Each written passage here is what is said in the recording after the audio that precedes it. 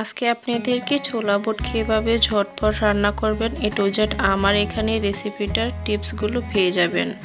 সবাই ধৈর্য ধরে ভিডিওটা দেখবেন, সবাই কেটে কেটে দেখবেন না, তাহলে অনেক টিপসগুলো আপনারা দেখতে পারবেন না। আমি প্রথমে এখানে ছোলা বুট নিলাম, আর ছোলা বুটটা খেয়ে আমি সারা রাত্রি লুলিয়ে রেখেছিলাম। আর এখন আমি প্রেসার কুকারে দিয়ে দিচ্ছি ছোলা বুটগুলো ধুয়ে ভালোভাবে পরিষ্কার করে।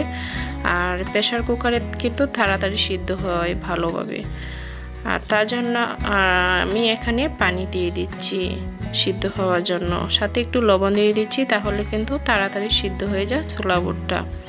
আমি ছোলার উপরে বসিয়ে দিব, বসিয়ে দিলাম, কিছুক্ষণ আমি সিদ্ধ করে নেব। এই যে দেখেন মোটামুটি সিদ্ধ আমার ভালোই হয়ে গেল। আর সাথে দুটা আলু দিয়ে দিলাম।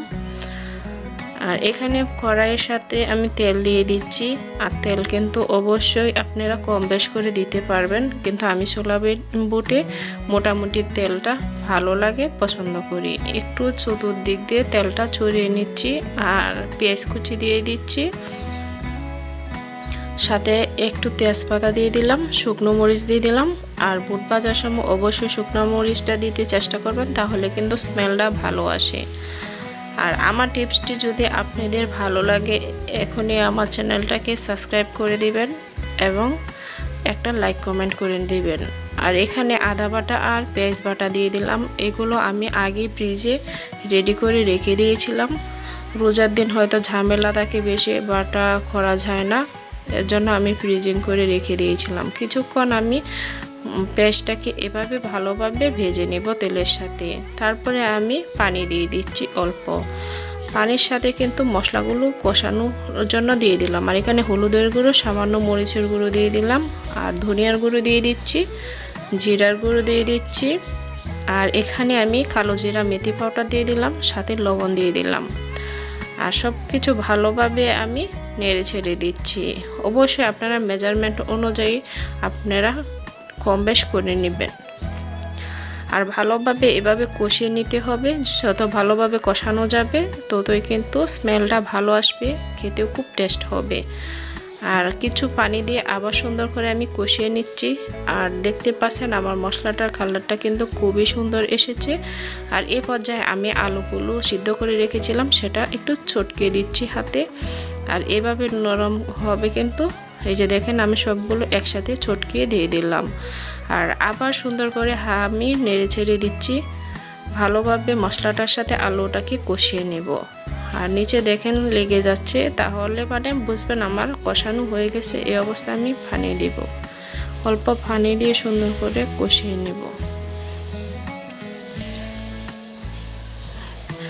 আমার মোটামুটি কষানো হয়ে গেছে। এখন আমি ছোলা বুটগুলো ছিল সেগুলো দিয়ে দেব। আর ছোলা বুটগুলো কিন্তু আমি আবার ঠান্ডা পানি দিয়ে সুন্দর করে ধুয়ে পরিষ্কার করে তারপরে দিয়ে দিলাম। আর এই যে দেখেন আমি সুন্দর করে আস্তে আস্তে করে নেড়ে ছেড়ে দিব। আর আপনাদেরকে বলবো, যদি আমার টিপসটি অবশ্যই আপনারা ফলো করে বাসায় একবার হলেও ট্রাই করেন, তাহলে ইনশাল্লাহ আপনারা পারফেক্টভাবে বানিয়ে নিতে পারবেন। এই রেসিপিটা কিন্তু খুবই স্বাদ লাগে। আর আপনারা দোকানে যেতে হবে না, এইভাবে বাসায় আপনারা ছোলা বুট খেয়ে নিতে পারবেন। আর এখানে আমি পানি দিয়ে দিচ্ছি, আরও কিছুক্ষণ আমি বুটগুলোকে ভালোভাবে নরম করে সিদ্ধ করে নেব মশলার সাথে। চতুর্দিকে মশলাটা লেগেছিল সেটাকে আমি সরিয়ে নিচ্ছি।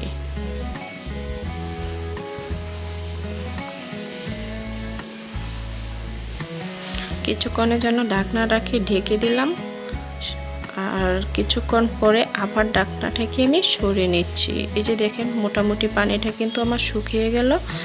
আর আস্তে আস্তে কিন্তু ফুলে গেছে আমার ছোলা বুটগুলো। আর ছোলা বুটগুলো কিন্তু এই পর্যায়ে আমি কিছু কাঁচা পেঁয়াজ এড করে দেব।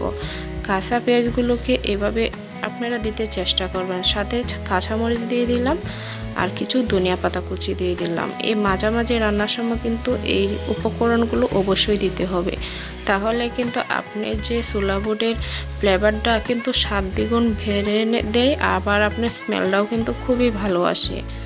অবশ্যই আপনারা বাসায় একবার হলো ট্রাই করে দেখেন, তারপরে আমাকে কমেন্ট বক্সে এসে সবাই ঝটপট কমেন্ট করে দিবেন। আর যদি আপনাদের কোনো প্রশ্ন থাকে অবশ্যই আমার ইনবক্সে করে নেবেন। আর কিছুক্ষণ আমি এইভাবে সুন্দর করে ভেজে নেব। আর এইভাবে বুটটা ভেজে নিলে কিন্তু আপনার মুড়ির সাথে কিন্তু অ্যাডজাস্ট হয়ে যায়, তখন কিন্তু খেতে খুবই ভালো লাগে। আর ফাইনাল লুকটা দেখেন খুবই সুন্দর ছিল। আর যারা এখন আমার চ্যানেলটাকে সাবস্ক্রাইব করেন না প্লিজ অনুরোধ করব এখনই আমার চ্যানেলটাকে সাবস্ক্রাইব করে দেন। আরও সুন্দর সুন্দর টিপস পেতে অলওয়েজ আমাদের সাথে থাকুন। প্রতিনিয়ত আপনাদের একটা লাইক কমেন্টের আশা আমরা বসে থাকি। একটা লাইক কমেন্ট আমাদের জন্য অনেক কিছু। সবাই ভালো থাকেন। আসসালামু আলাইকুম।